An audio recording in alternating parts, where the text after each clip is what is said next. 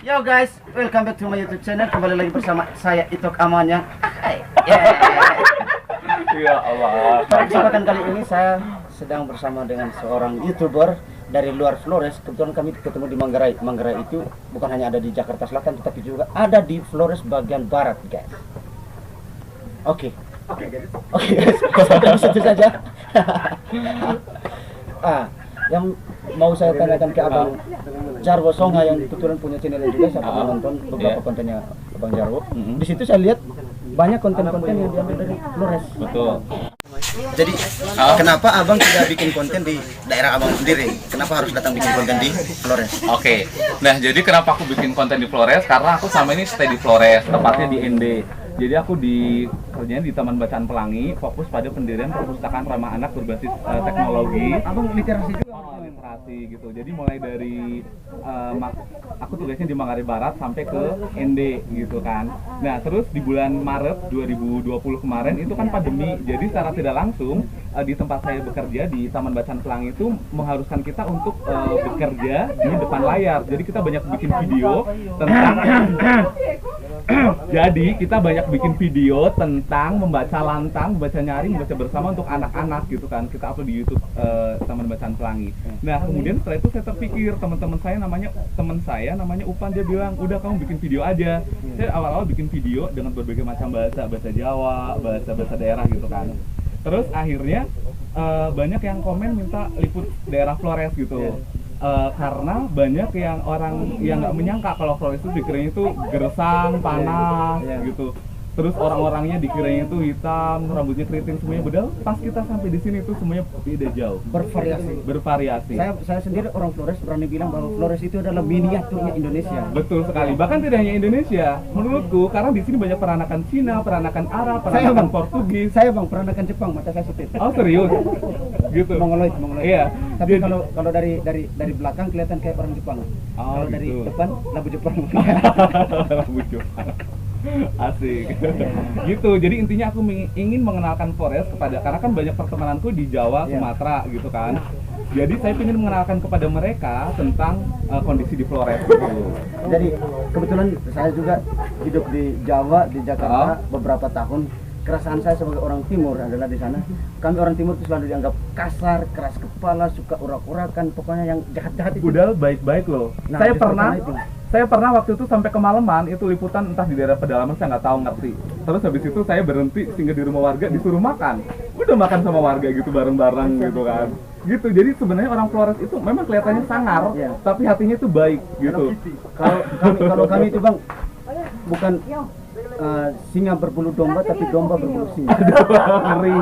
Ini udah ngeri kalau penulis udah ngomong itu udah saya nggak ada lawan. Apalagi pembaca yang ngomong.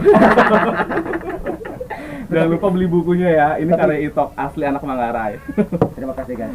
Kebetulan saya juga di stand up comedy di Jakarta. Jadi di situ saya memperkenalkan bagaimana kami orang Timur itu baik. Betul. Jadi kalau di Jakarta itu saya jalan di jalan raya, lihat orang yang motornya macet, saya dorong. Lihat orang motor macet, saya walaupun saya nggak kenal, saya dorong. Lihat orang jalan di jalan, saya dorong juga. Iya. Oh gitu. Parah ini. Ngapain jalan di jalan? Jadi bang, orang-orang di Jakarta itu menganggap bahwa orang-orang Indonesia Timur itu jahat, kasar. Tetapi selama saya di Jakarta, saya tidak pernah melihat begal dari Indonesia Timur. Oh, betul banget, betul. Iya. Tidak ada tukang begal dari Indonesia Timur. Betul. Yang ada orang Indonesia Timur bertugas sebagai keamanan, security. Kami hanya dua. Bagaimana menurut abang sendiri yang orang Jawa yang sudah bertahan lama di sini? Betul sih. Jadi awalnya bukan Sumatera, sorry dari Lampung. Iya.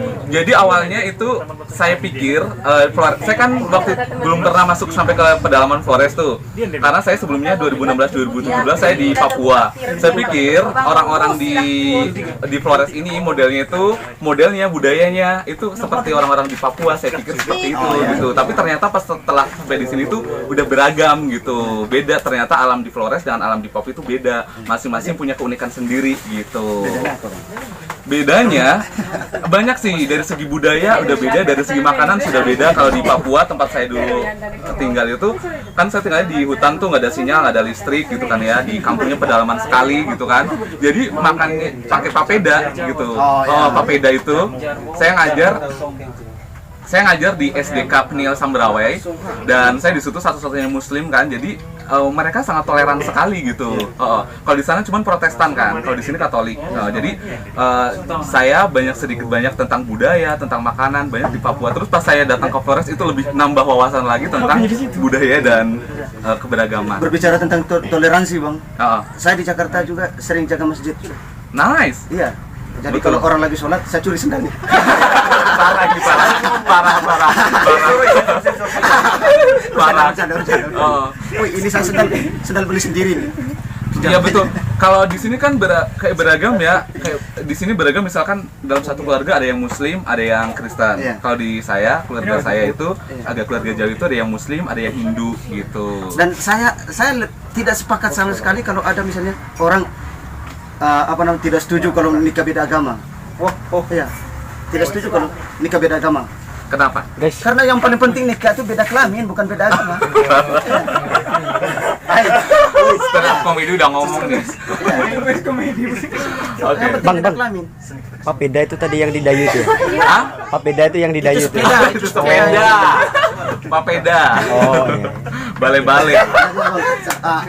Kesan abang untuk orang kesan abang untuk orang Flores apa?